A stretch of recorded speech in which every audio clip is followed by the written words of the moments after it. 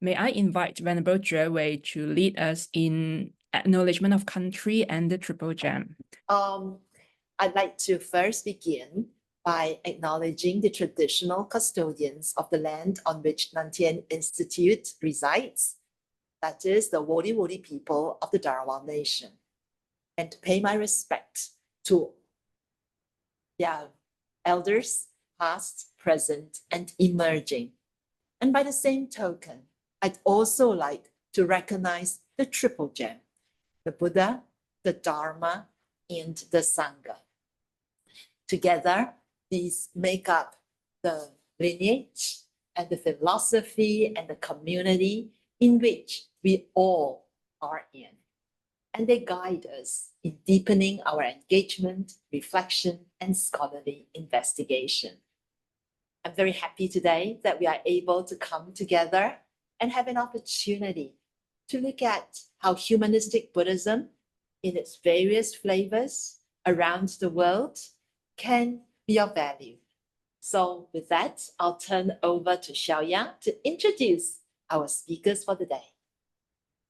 Yep, so greetings again, everyone. So this is the Humanistic Buddhism SIG. I'm pleased to invite Dr. Shou-Jen Ko, who is joining us from the Institute for the Study of Humanistic Buddhism at University of the West. And I believe it is nighttime for him now. But today, he will share with us his views on designing a Humanistic Buddhism course in Western research institutions. So Dr. Shou-Jen Ko, the floor is yours.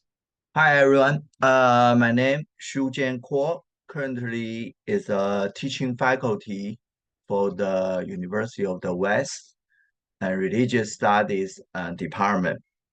And recently I work for the administration work a lot, kill me a lot of time, but my major is a teaching faculty.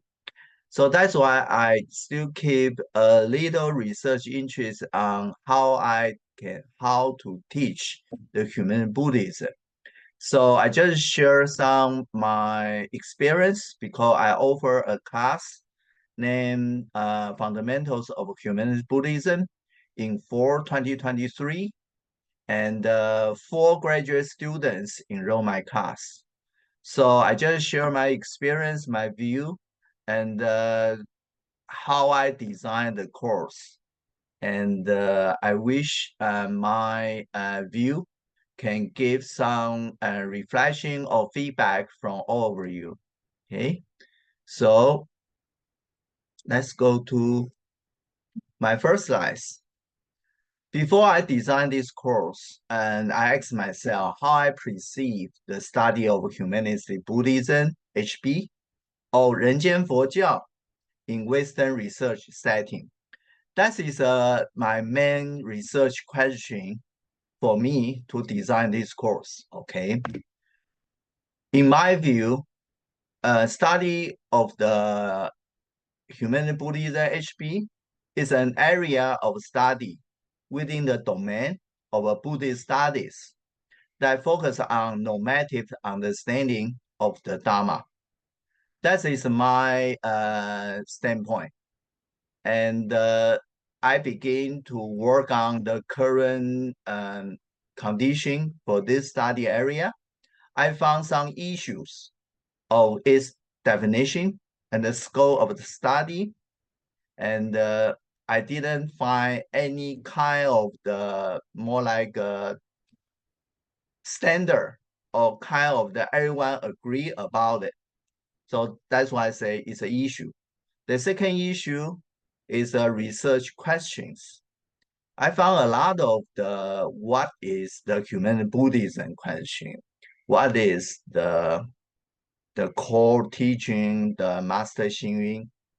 But I didn't find any promised research question start with why and how. So that is my vision. Compared to that, I studied the study of engaged Buddhism. In the Western research setting, this term may be more popular than humanistic Buddhism. My view for this area of study, they're getting more attention from Western scholars beyond the domain of Buddhist studies. And also, they already have a book volume of the research achievements since 1990s.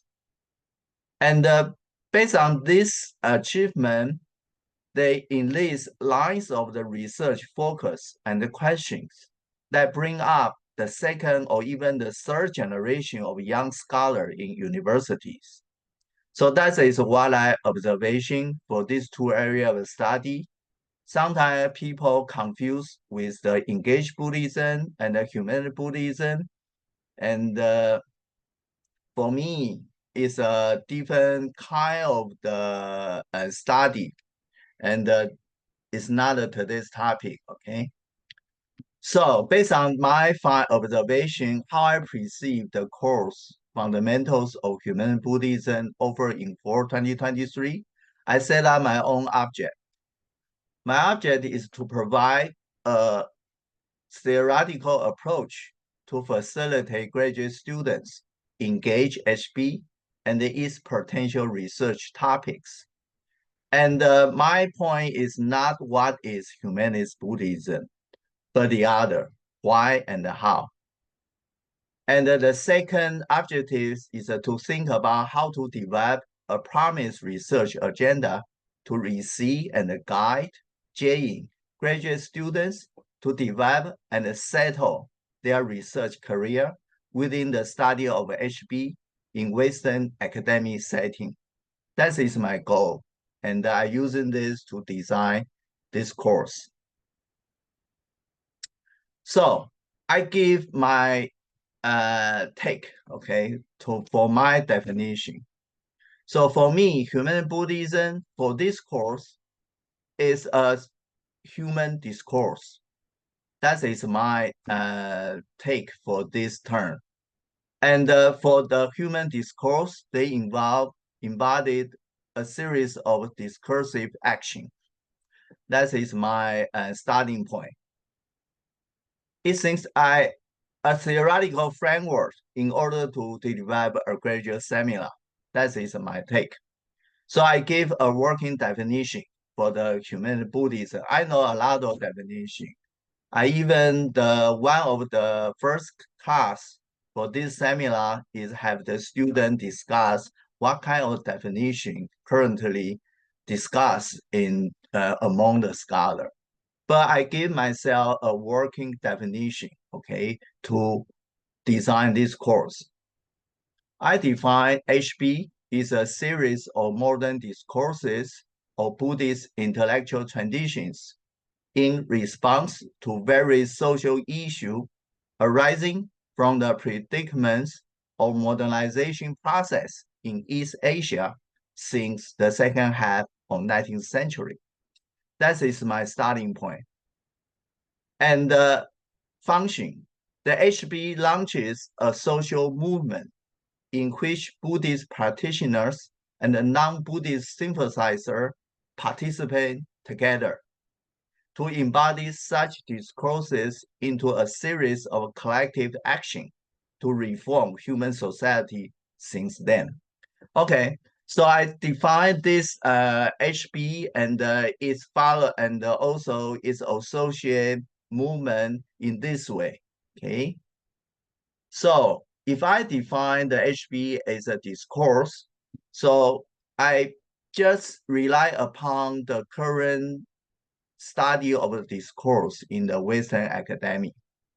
Discourse in the Western academic setting is a linguistic form of human thought for a persuasive communication purpose. So the key point is a persuade. So this kind of the communication is not like a daily dialogue. They embodied a kind of the agenda to promote the people believe that. So that's called discourse. So French, the Michel Foucault, and he defined discourse, construct human perception and the experience of the world. Within the notion of a power, that is Foucault's most interesting term, power. Discourse maker define the reality with meaning and promotes meaningful action to embody such reality in human society. So a classical example based on the Foucault's study is madness. The evolution of the meaning of madness in the culture and the law, politics, philosophy, and the medicine of Europe from the Middle Age until the end of the 18th century. So this kind of discursive action, they define the othering of the heresy within from the society. They define who is a normal, who is unnormal. So unnormal people in the eyes of the church or the society will be defined insane people. So based on this discourse, a lot of facility of the asylum and the medical treatment of so-called insane people based on this discourse. So that is how the discourse and discourse action associate together. So in general, discourse and discourse action, the nature is a human practice, actually, of what they are believed in. And all the discourse and discourse action can be found in what we call discursive community. Not everyone believes a universal discourse. Every discourse have their audience and believer community, okay? And sometimes we call ideology, but that is a form of a discourse. And the function of a discourse is organize knowledge in order to establish, stabilize, and legitimize system of the meaning, provide collective shared order of knowledge in an institutionalized way. So all the discourse, if this is a main discourse, like madness, they will have a lot of institutional arrangement and make the people believe the meaning of madness is true. So that's called discourse. And initiate social action to engage collective concern issue. So that is a function of the discourse.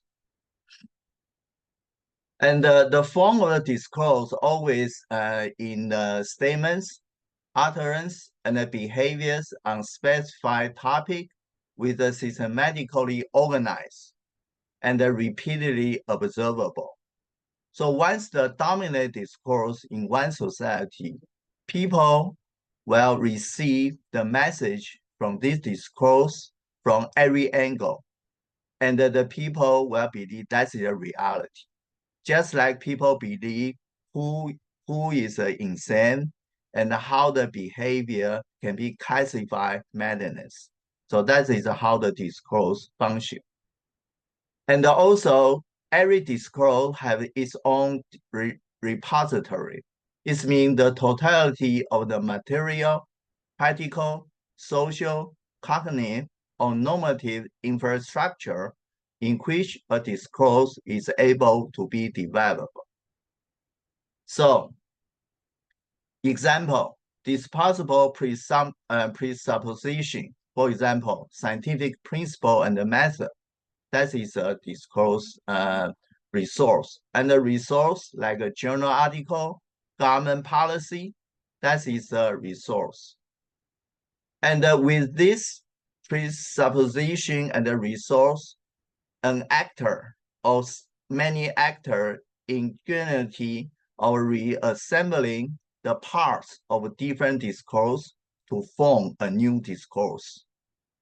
And also the discourse, the scholars say we have to pay attention on historical change of such infrastructure. So every discourse will keep update, keep modernized based on the new technology, the new discourse, and the new resource. And every discourse can be updated or modernized. Okay, so based on this one, discourse analysis of Humanistic Buddhism, in my view, is a ISHB as a series of discursive movement, is the societal organization of knowledge about Buddhism to produce meaning and the orders of knowledge that is embodied in observable practice and the institutions. In this way, the analysis can direct attention to the discourse on modern Buddhism in Asian and Western countries. The repository that serve as the infrastructure of ISHB discourse, like politics, intellectuals, social culture, etc., and the possible entanglements with other discourse, such as discourses of science, religion, spirituality, healthy, etc. So that is, I set up the ISHB study in this way to guide the student begin to see the Humanistic Buddhism as a discursive movement. So based on that, I lay out my course, okay? The first, I invite the student to learn how the historical and the intellectual repository to develop a discourse of Humanistic Buddhism. So several sources I enlist. The first, colonialism and the missionaries.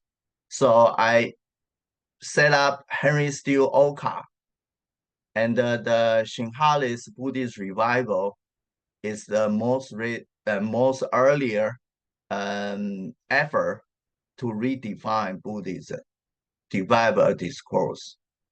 And the development of Protestant Buddhism in Sri Lanka, so that is my first case, and invite the student to understand the colonialism and the Western missionary, their impact on our current Humanistic Buddhism discourse. The second is a scientificism and Occidentalism. I enlist the Meiji Japan as an example. So development of a Meiji Buddhism in Japan and the discourses of so-called pure Buddhism versus so-called superstition. So pure Buddhism and superstitions, in my view, is a discourse.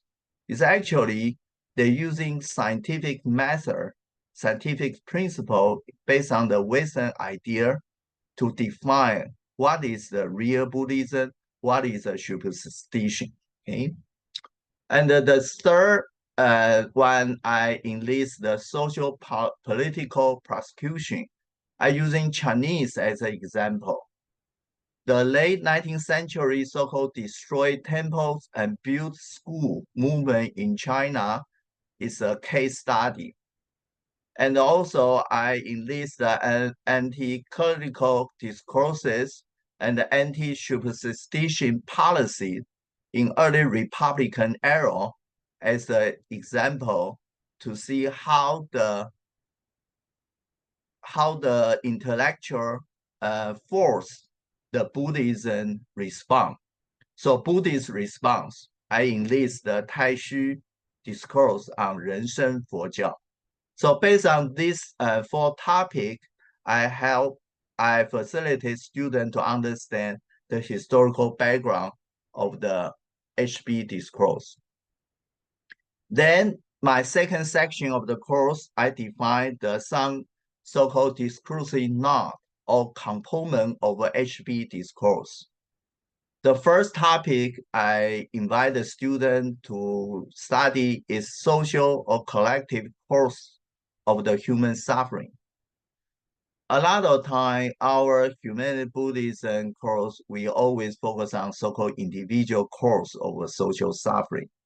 And now I take this chance to invite the student to widen his eyes, the view about the social and collective causes of human suffering.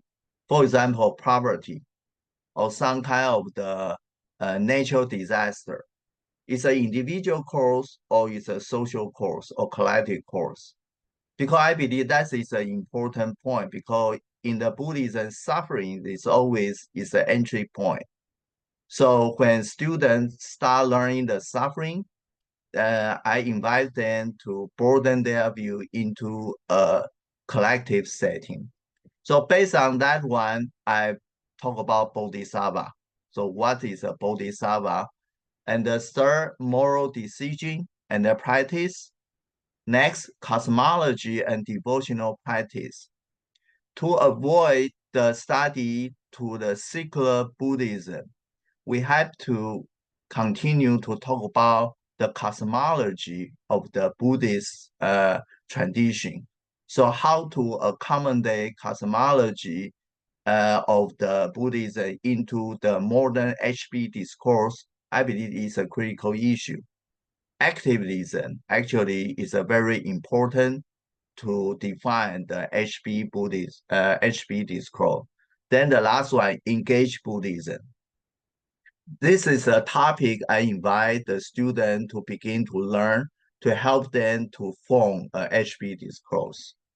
At the end of the seminar, I invite the student to make some research paper, present in the ISHB public forum. Okay. So I define the research paper in the case study. So I encourage the student to work on case study of the ISHB movement in Asian or Western societies. And the prompt is specify figure with his/her role in articulating ISHB discourse to facilitate Buddhist movement. That is the first prompt. The second prompt, specify discursive community within its utterance and the embodied action to engage social issue. A lot of time, Foguangshan and all the Buddhist organization can be studied in this way. The third, historical and the intellectual repository of specified figures of discursive community that promote ISHB movement. This research prompt to encourage the student to study why and how a kind of the ISHB discourse evolved in past more like 100 years or 50 years. So that is a 3 research prompt I encourage students to doing that. So that is my end of my presentation. I just give everyone share my experience and my way to lay out this course to invite the student. And I wish the graduate student after this course can begin to think about study of Humanistic Buddhism is not like learning the Dharma, but a kind of the academic research can be relied upon. Thank you. So next, we have Dr. Yu Sang. Yu Sang is one of the founding member of this Humanistic Buddhism Special Interest Group. And yeah, she has joined us since our first day of setting up this group. And today we are really glad to have here present to us finally. So Yu Sang is going to talk to us about Master Fafang's interpretation of Yogācāra learning. And so yeah, please go ahead. Thank you everyone for coming to this session. Today, I will talk about Master Fafang's interpretation of Yogācāra learning in relation to modern Western science. Firstly, I will introduce Master Fafang, Fafang Fashi. Master Fafang was a key figure in the Buddhist reform during the first half of the 20th century and a prominent scholar monk of the Wuchang school, that is, the circle of students and the teachers at the Wuchang Buddhist Institute during the 1920s, and closely associated with Master Taixu. Fafang made significant contributions to the development of Buddhism in modern China, primarily through translating Buddhist sutras, interpreting Buddhist theories, editing the Buddhist journal Haichao Yin, communicating Buddhist ideas through teaching and presentations, and engaging in intellectual exchanges with Buddhist scholars overseas. Yogācāra is an influential school of Indian Buddhism that began to develop in China during the 5th century as a sophisticated knowledge system with organized concepts and theories. It was widely utilized by Chinese Buddhist scholars in the first half of the 20th century to address the challenges posed by modern Western science. Fafang was one among these scholars. As a faithful Buddhist who encountered Yogācāra at a young age, He held it in high esteem and leveraged it to defend and advance Buddhism, interpreting it in comparison with Western thought, including modern Western science. While having his own understanding of Yogācāra Buddhism and explicating its learning with unique angles and ways, his ideas were inspired by other members of the Wuchang school, particularly his teacher Tai Xu, who called for Yogācāra to be discussed using scientific terminology. Fafang's most notable and systematic work on Yogācāra is his 唯识史观及其哲学. This work was first published in 1950 and reprinted multiple times thereafter. It originated from Fafang's lecture on the Indian Yogācāra master Vasubandhu's Trimsika, which he delivered in Hong Kong in 1949, with the intention to provide guidance for beginners in the study of Yogācāra. In this work, Fafang maintained that Yogācāra learning should be viewed within the context of the modern ideological trend, which has two types, scientific and philosophical. This perspective is based on his humanistic Buddhist perspective that Buddhism cannot be separate from worldly matters. It must engage with the mundane world and meet its demands to establish a presence within it. Based on this perspective, Fafang compared Yogācāra learning with Western science and philosophy, identified certain similarities, and interpreted its concepts and theories using modern scientific and philosophical terms. This undoubtedly reflects Fafang's painstaking efforts to adapt Buddhism to modern Chinese society. Fafang's another important work closely related to his understanding of Yogācāra and science is his 唯识学与科学 with a subtitle 平破锦汉君之佛学平破锦汉君之佛学80之批评与研究. This article was separated into two parts and published in Haichaoyin in 1929 and 1930 respectively, with the purpose of refuting Jin Han's understanding of Yogācāra and science. In it, Fafang thoroughly refuted Jin Han's scientific interpretation and critique of certain Yogācāra ideas from a Buddhist perspective. My today's talk focuses on Fafang's idea as presented in the two writings just mentioned. It aims to introduce how he interpreted Yogācāra learning by connecting and comparing it with modern Western science, which can show both his position in response to the challenge of the latter and his contribution to the modern development of Buddhism. As a significant Buddhist figure representing the Wuchang school, clarifying Fafang's thought and position will, on the other hand, enhance our understanding of how modernity influenced the development of Chinese Buddhism during the first half of the 20th century, particularly regarding the role of the Wuchang school. In his 唯识史观及其哲学, Fafang believed that defining science or the nature of science entails difficulties due to various interpretations.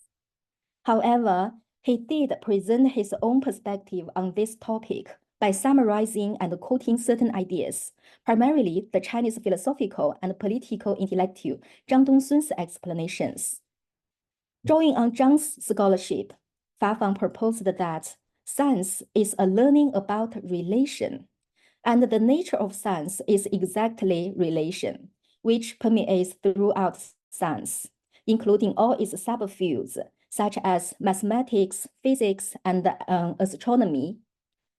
While explicating the notion of relation, Fafang supported Zhang's idea of the whole and its parts, according to which, if a complex substance can be divided, then no matter how many items it contains as a result of the division, these items have relations.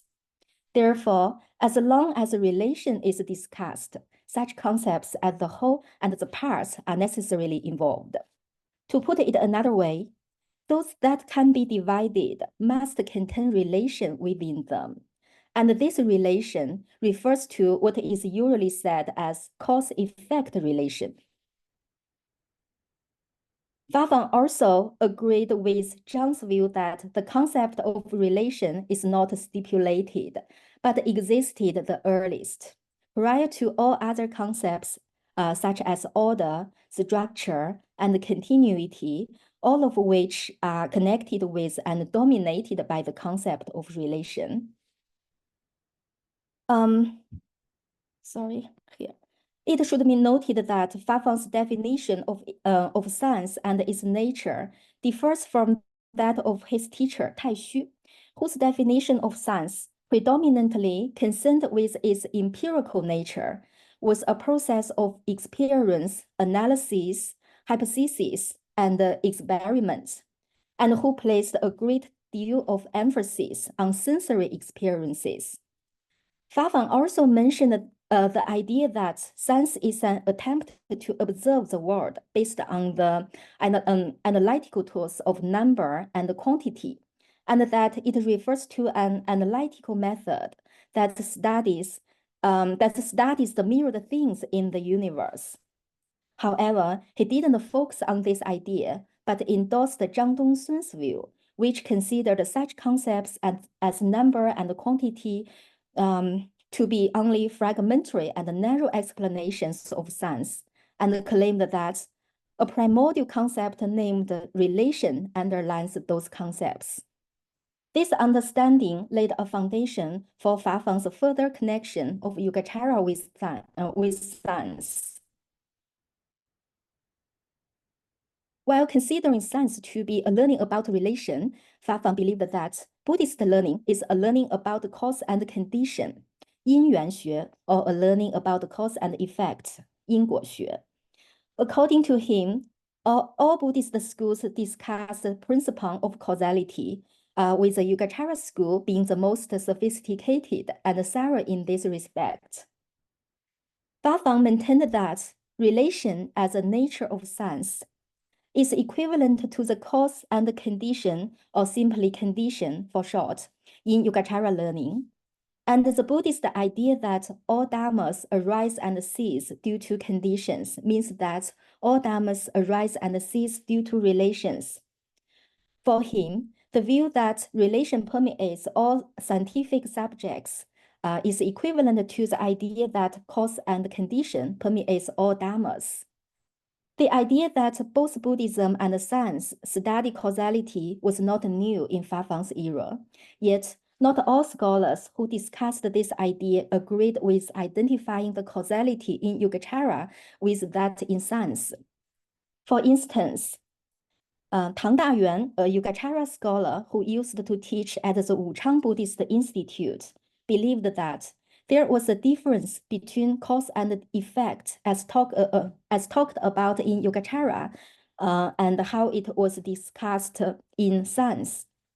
He was highly critical of scientists' narrow view of cause and effect, arguing that they only believe in the operation of cause and effect in the present time period, that is, one's present lifetime.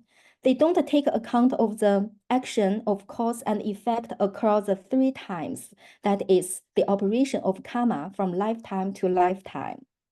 Perhaps it's because Fafang intended to attract a general audience that he ignored the difference between Yogācāra and science regarding their ideas of causality, with the purpose of demonstrating that Yogācāra is compatible with the modern ideological trend.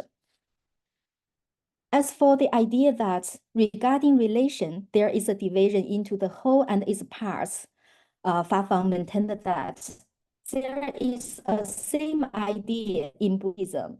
Regarding cause and condition, there is always a division into general characteristics and specific characteristics. He believed that the 2 ideas are completely the same. The only difference lies in the different terms used for those concepts involved.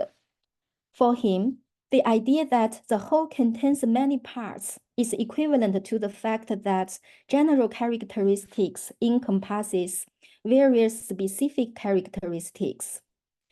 To explain his view, Fafang referred to the Buddhist doctrine of the unobstructed interpenetration of each and every phenomenon, 事事无碍, which he interpreted as, within a single Dharma, there are all Dharmas, and within all Dharmas, there is this single Dharma.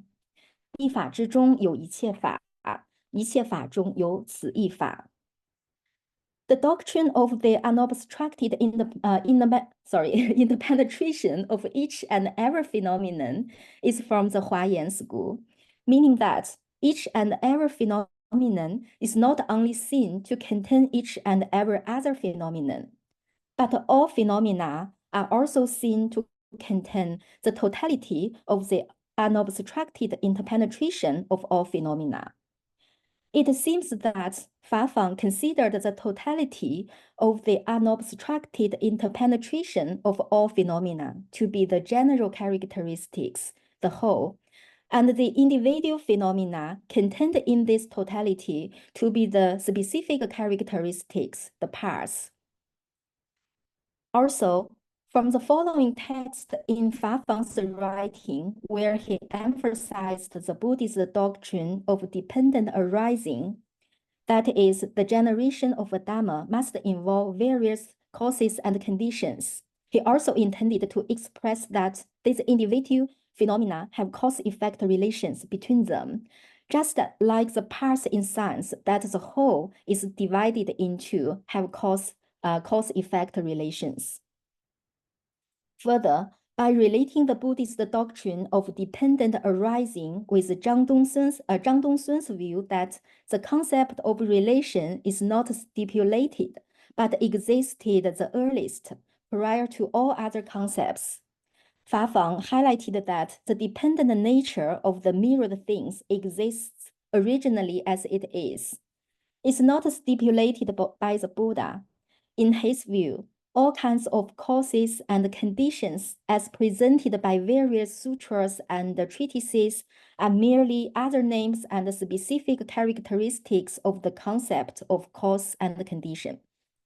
This is the same as the fact that such concepts like order, structure, and continuity are derived from relation. Therefore, for Fafang, cause and condition was said in ancient times, while relation is said in the present era. They only differ in names. Although Fafang drew on Zhang Dongsun's scholarship to a large degree, it should be noted that Zhang himself was strongly influenced by German philosophy and rejected traditional Chinese thought in favor of Western philosophy. Buddhism didn't play a positive role in his approaches to modernity. It's probably because Fafang favored the idea of relation, since it shares similarities with the Buddhist concept of dependent arising, that he supported Zhang's views. Indeed, Fafang also compared dependent arising or cause and condition with the relational conditions mentioned in the New Realism of the British philosopher Bertrand Russell. Russell's philosophy had a significant influence on Chinese society during the first half of the 20th century. Taixu once stated that, in the recent and contemporary philosophical world, the New Realism represented by Russell is the most progressive. Russell's New Realism emphasizes the discussion of relations. According to Fafang, it explains the nature and manifestations of things through relations, while Buddhist philosophy elucidates the reality and manifestations of things using the terms cause and condition and dependent arising. The nature and manifestations of things are all combinations of relational parts. These combinations vary in many ways, resulting in various things with countless differences and infinite forms. This view equates dependent arising with different ways of combining relations. In addition to comparing the natures of Yogācāra and science, Fafang also equated their methods, primarily comparing them from three aspects. First, he believed that both science and Yogācāra attach much importance to the method of analysis. According to him, when scientists study a specific object, they need to use such methods as measurement, categorization, and calculation to come to a conclusion. These methods are similar to those used in Yogācāra in its explanation of each Dharma. Fafang took the Yogācāra analysis of material Dharmas as an example. As he explained, material Dharmas can be divided into two kinds, the abstracted and the unabstracted. Abstracted material Dharmas include two kinds, each of which encompasses several specific types. Unabstracted material Dharmas also include 5 specific types. These specific types can be further divided into extremely tiny particles or atoms. By analyzing these extremely tiny particles or atoms, the Buddhist concept of emptiness can ultimately be demonstrated. Through this example, Fafang showed that both science and Yogācāra use a method of analysis to achieve their results. Further, Fafang maintained that Yogācāra surpasses science in its analytical methods. He stated, "The analytical methods of Yogācāra in examining the characteristics of Dhammas are so meticulous, its systems so organized, and its categories and quantities so clear that no scientist could fail to admire it or deny its alignment with scientific principles." The second aspect of Fafang's comparison between the methods of Yogācāra and science focused on their experiential and hypothetical methods, as well as the corresponding knowledge obtained. For Fafang, the knowledge obtained through the empirical approach of natural science is equivalent to the direct perception, 现量 in Yogācāra, which refers to the kind of knowledge obtained directly through the senses. The hypotheses and the inferences of science conform with the logical inference in Yogācāra, which refers to the kind of knowledge obtained through inference. Fafang's view differs from that of some other scholars of his time, such as Wang Xiaoxu, one of China's first great modern scientists and a founding member of Academia Sinica.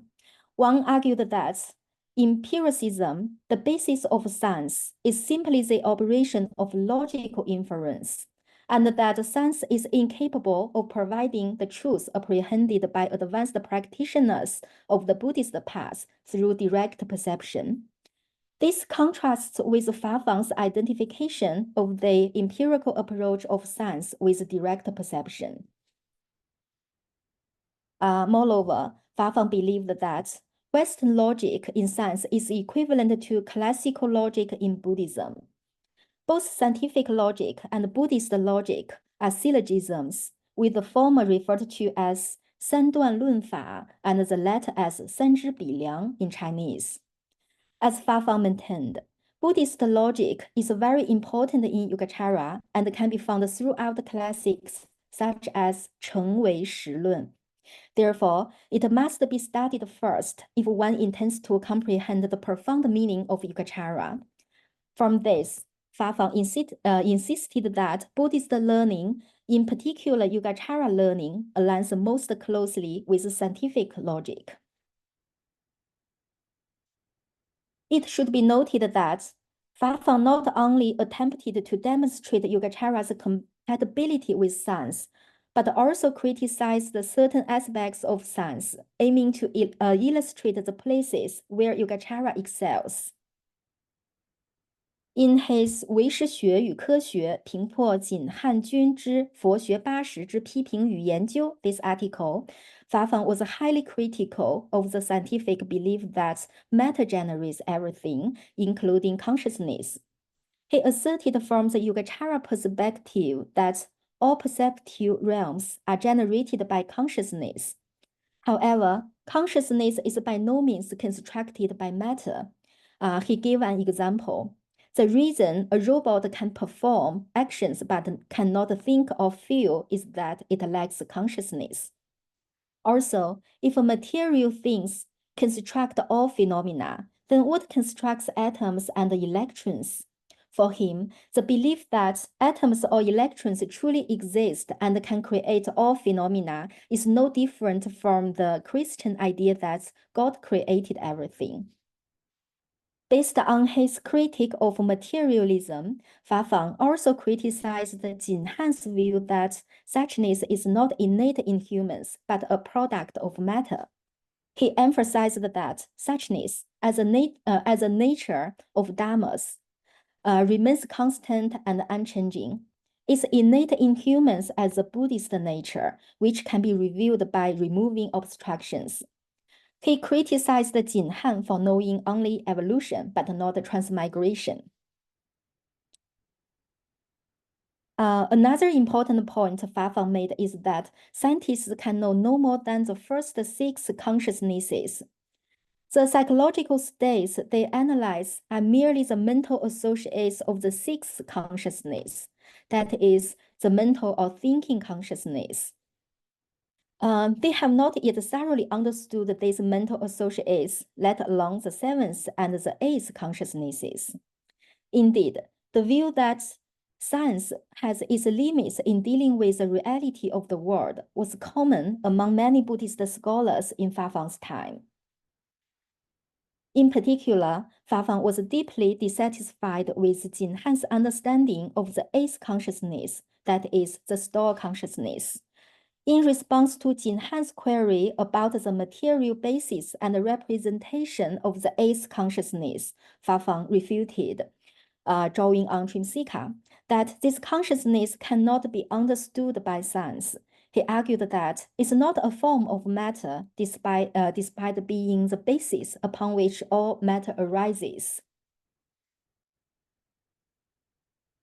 In today's talk, I have introduced Master Fafang's interpretation of Yogācāra learning from 3 aspects: his understanding and equivalence of the natures between Yogācāra and science, his comparison of their methods, and his clarification of certain Yogācāra theories through critiques of science. The similarities and differences Fafang identified between Yogācāra learning and modern science express both the perspective that Yogācāra is compatible with science and the viewpoint that Yogācāra is superior to science in certain theories. Fafang was a significant Buddhist figure in modern China whose life and thought deserve much more attention from scholars. Therefore, I hope my studies of Fafang will stimulate discussions in the English-speaking academic world. Thank you, everyone. So I have finished my talk, and now I will stop sharing. Thank you, Yu-sang. So Yu-sang, my question would come from the left field, so-called.